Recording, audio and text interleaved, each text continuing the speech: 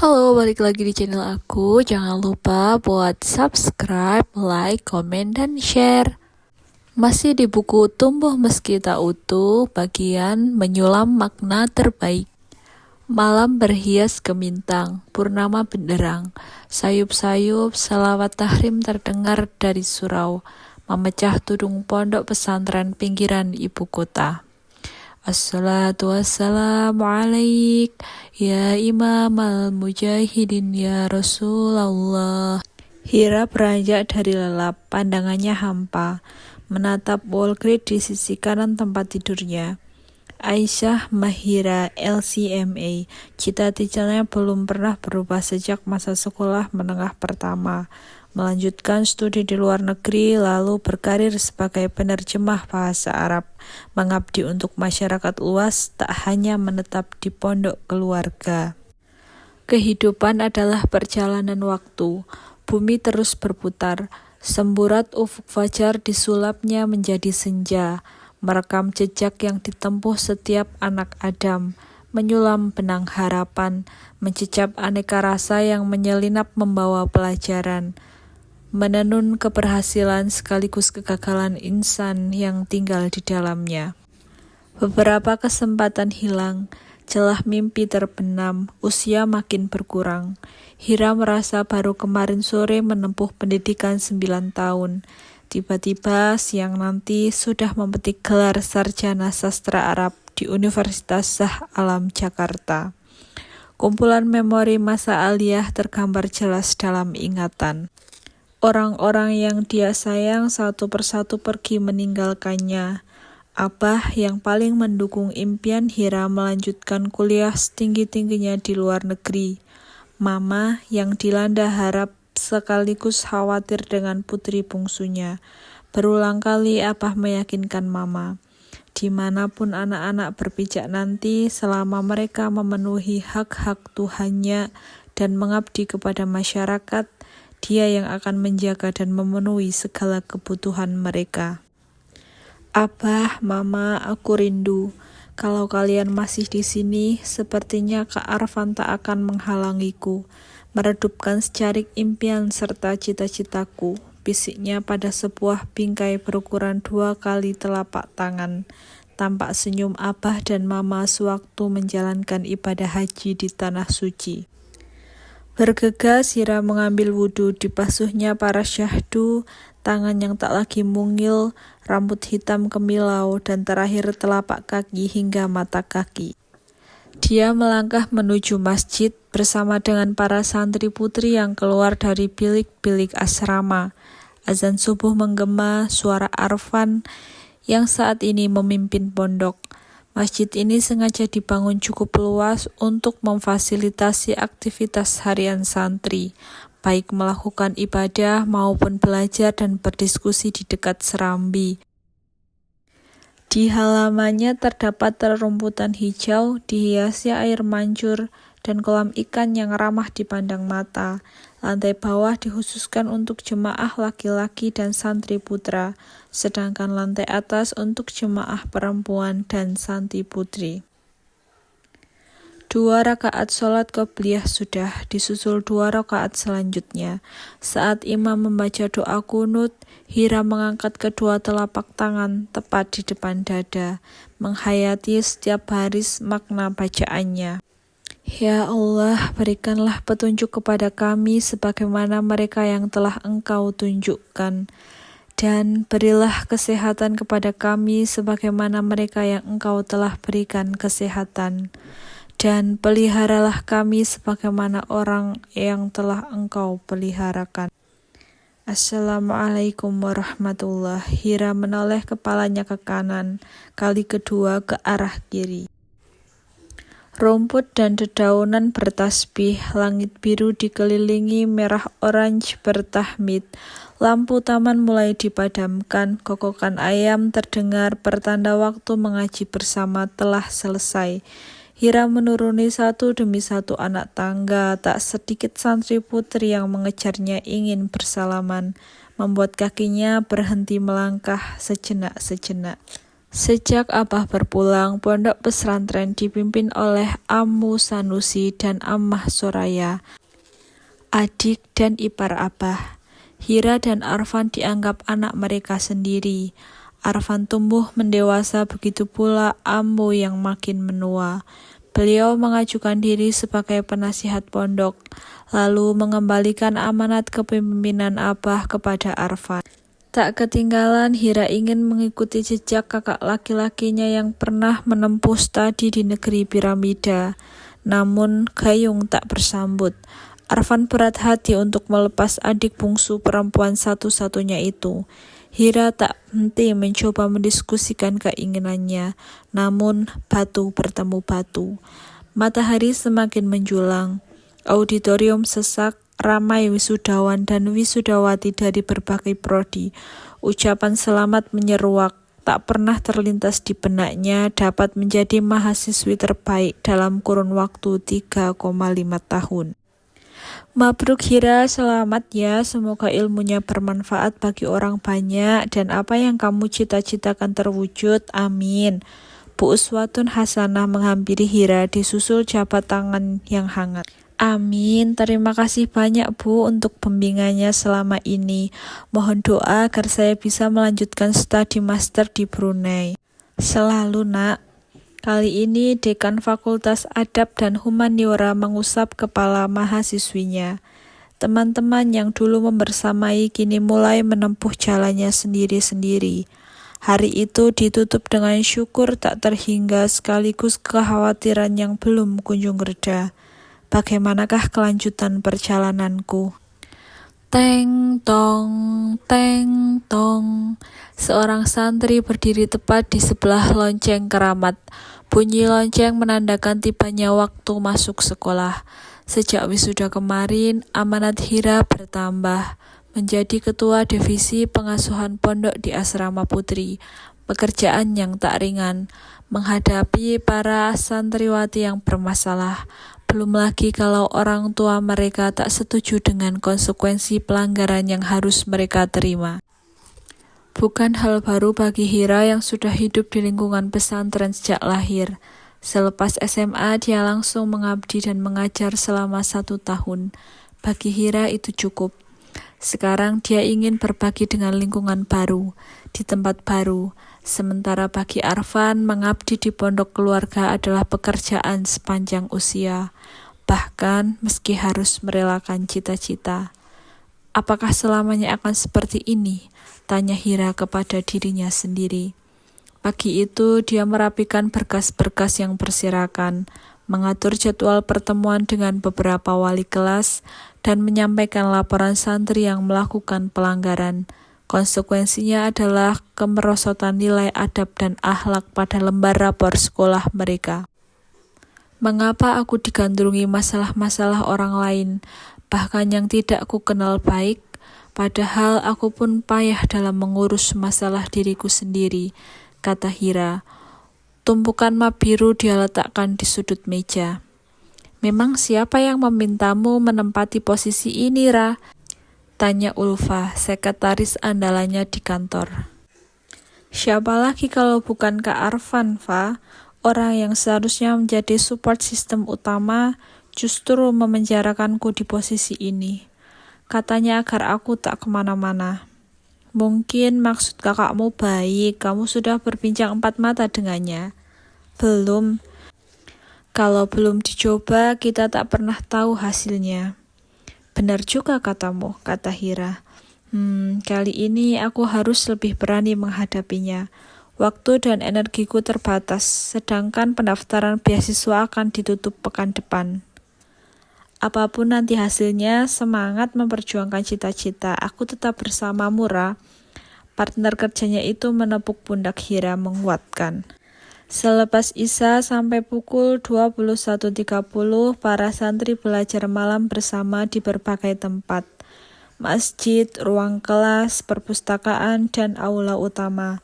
Sementara itu, Hira belajar bernegosiasi dengan Arfan.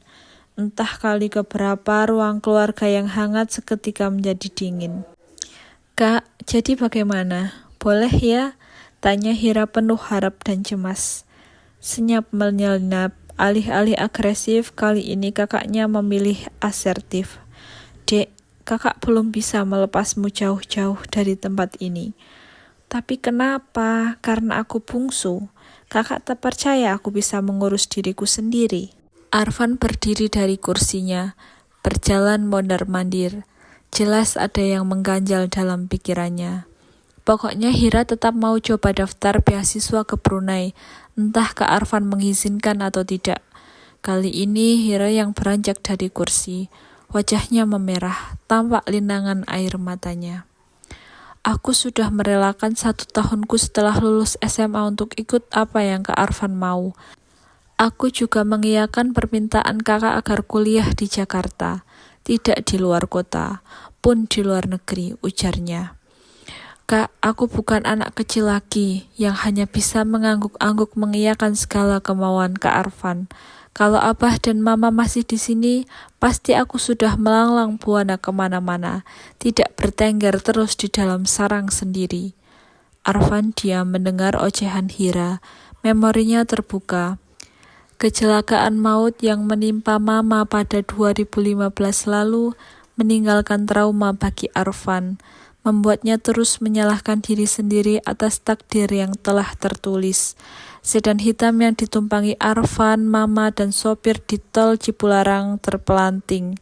Nahas, Arfan dan sopir mengalami luka yang cukup parah, sementara nyawa Mama tak dapat diselamatkan. Tidak, Hira, aku merasa bertanggung jawab penuh semenjak wafatnya Abah dan Mama. Kamu satu-satunya anggota keluarga yang kumiliki. Kakak tak ingin kejadian yang menimpa Mama juga menimpamu. Mengerti? Hira beranjak meninggalkan kakaknya yang tak juga berubah. 2 hari ke depan, dia akan menghadiri workshop penerjemahan yang dilakukan Lembaga Penerjemah Indonesia, LPI, di kawasan Sentul, Bogor. Tentu sudah diketahui oleh Arfan, sebab bila di luar Jabodetabek, Hira tak akan dibiarkan pergi seorang diri. 3 hari 2 malam berlalu, senyumnya utuh seperti telah menemukan diri sendiri. Kehidupan heterogen di tengah masyarakat justru lebih menarik perhatiannya ketimbang tinggal di lingkungan pondok. Di tengah aktivitasnya mengikuti workshop, Hira juga mengurangi jatah tidur, bangun lebih pagi, mengulang-ulang materi untuk persiapan tes International Arabic Language Testing System sebagai salah satu syarat mendaftar program beasiswa Brunei. Notifikasi di layar gawai muncul bagai peluru, tak habis-habis, puluhan kali telepon masuk tak terangkat. Banyak sekali pesan WhatsApp yang menanti untuk dibaca. Tak lama, dering telepon terdengar dengan nama kontak Arfan. Angkat tidak, angkat tidak, angkat. Assalamualaikum Hira, bagaimana kabarmu? Suara Kak Arfan terdengar khawatir, nadanya sedikit meninggi. Kemarin izinnya 2 hari, kenapa belum pulang sampai hari ini? Semua orang mencarimu, sambung laki-laki itu. Waalaikumsalam Kak, aku baik, besok kembali ke rumah. Syukurlah, kembalimu dinanti, kakak mau bicara. Jantung Hira berdegup lebih cepat. Dia sudah mengamanahi Ulfa untuk menggantikan posisinya sementara di kantor pengasuhan. Dia juga merasa tak memiliki tanggung jawab di divisi lain. Ada apa ini? Baik-baik ya dek, cepat kembali. Wassalamualaikum. Belum sempat Hira menjawab salam, telepon sudah ditutup. Hira memastikan berkas-berkas yang akan dikirim ke portal pendaftaran beasiswa sudah lengkap. Tak tertinggal hasil IELTS Hira dengan skor 8, lebih dari yang disyaratkan oleh pemerintah Brunei. Hanya saja 1 poin tak berhasil dipenuhi dan ditawarnya, pengalaman bekerja atau mengajar minimal 3 tahun. Haruskah aku berpasrah menunggu hingga 3 tahun lagi? Hira memutuskan untuk pulang ke rumah, kembali ke lingkungannya bertumbuh sejak kecil. Rupanya Arfan menanti Hira di ruang makan. Adik perempuannya itu baru saja datang dengan ransel abu-abu di punggung. Kukira kamu tidak kembali hari ini. Hanya hening yang mengapung di udara. Hira meletakkan ranselnya, menarik kursi. Perjalanan Sentul Jakarta yang macet lumayan menguras waktu. ditambah bus yang ditumpanginya mendadak mogok saat keluar dari tol. Kali terakhir dia makan siang tadi, diambilnya lauk pauk di tengah meja seperti sudah tak makan selama sepekan. "Dek, kamu masih marah denganku?" Hira tak bersuara, gadis itu terus mengunyah makanannya. "Bicaralah sebentar, bagaimana kakak bisa tahu maumu apa kalau diam seperti ini?" Ditelannya perlahan cacahan filet ikan. Lalu Hira berkata, "Bukannya kakak sudah tahu, kakak pura-pura tidak tahu atau tidak mau tahu?" Arfan mengambil napas. "Hidup di negeri orang itu tak mudah, Hira. Kakak dulu merasakannya. Meski punya banyak teman dari Indonesia, kamu bertanggung jawab sepenuhnya atas dirimu sendiri. Perlu pandai-pandai mengenali prioritas, mengatur waktu, pilih teman baru, jaga kesehatan. Terlebih kamu perempuan, kakak percaya kamu bisa menjaga diri baik-baik. Tapi kakak perlu waktu untuk melepasmu. Sebenarnya aku belum jadi bisa mendaftar beasiswa Brunei karena belum punya pengalaman mengajar 3 tahun, kata Hira jujur. Lalu apa yang kakak harapkan dariku? Kalau mengajar bahasa Arab santri aliyah, bagaimana menurutmu? Kamu bebas pilih mengajar kelas berapa. Nanti ku atur dengan kepala madrasah. Anak-anak itu membutuhkanmu, Hira. Kak Arfan lupa, dulu almarhum Apa selalu berpesan bahwa bentuk pengabdian itu luas, Kak. Seluas ilmunya, yang tak berbatas. Menjadi apapun kita selagi bermanfaat dan tak melanggar norma agama serta negara, tak masalah baginya. Ya, aku paham, tapi untuk saat ini peranmu sangat besar di pondok keluarga kita, Ra. Kebermanfaat itu bergerak dari dalam keluar. Kalau kamu enggan mengabdi di tempat ini, bagaimana kamu bisa kuat menghadapi tantangan saat terjun ke masyarakat nanti? Kakak selalu saja seperti itu. Untuk apa menjalani sesuatu yang tak benar-benar kita inginkan?